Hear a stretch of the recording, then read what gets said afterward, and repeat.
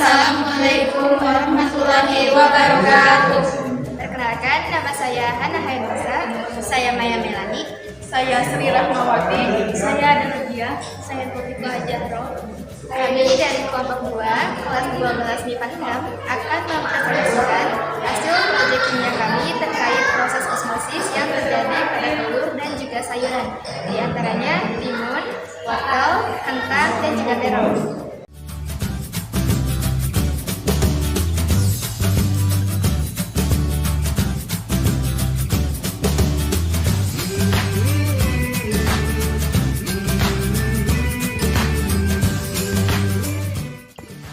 Berikut alat dan bahan untuk percobaan osmosis pada sayuran dan telur. Takaran air, gelas plastik, penggaris,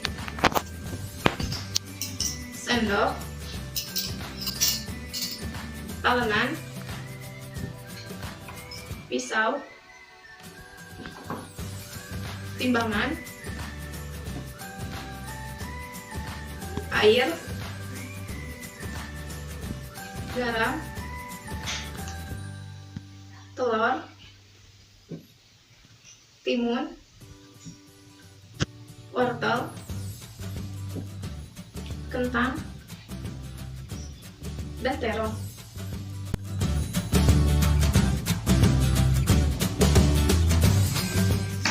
Langkah pertama, kita akan memotong sayuran dengan ukuran yang sama, yaitu 3 cm.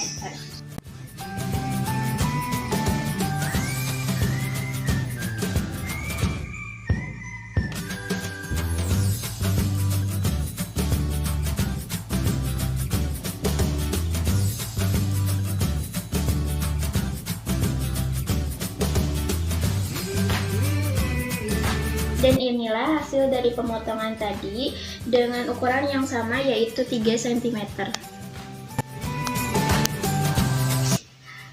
Pada langkah kedua, kita akan masukkan air sebanyak 150 ml pada masing-masing gelas.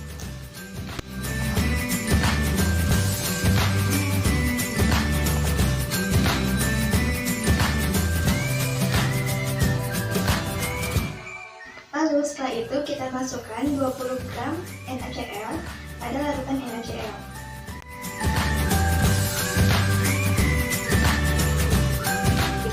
Kemudian, garam yang sudah kita masukkan pada larutan NaCl tadi, kita aduk secara merata sampai benar-benar terlarut.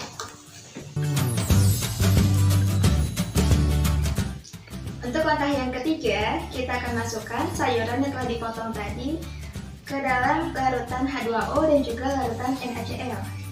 Yang pertama kita masukkan dulu wortelnya. Lalu kita masukkan kentang. Setelah itu terong. Dan terakhir kita masukkan timun.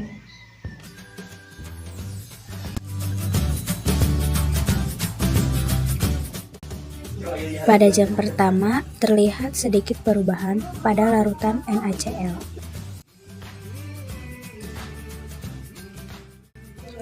Pada jam kedua, kita tambahkan 5 gram garam pada larutan NaCl di kentang dan timun untuk melihat pengaruhnya.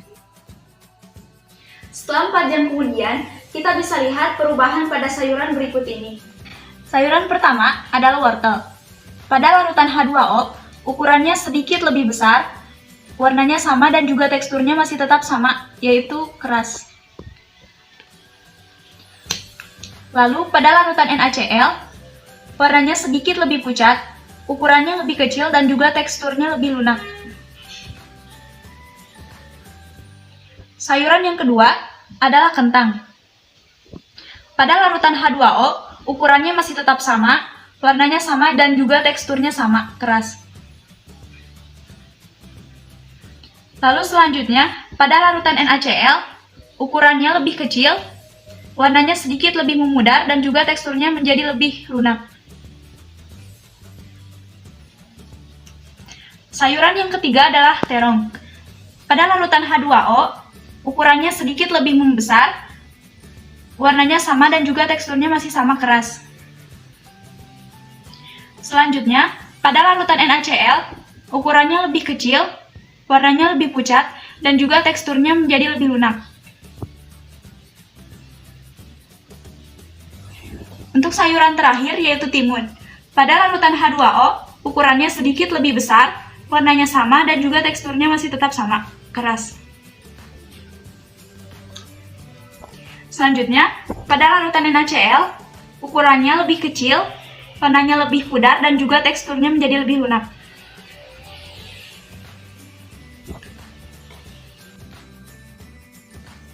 Setelah 8 jam, terlihat banyak perubahan, terutama pada larutan NaCl, dimulai dari segi tekstur, ukuran, warna pada sayuran, dan warna airnya.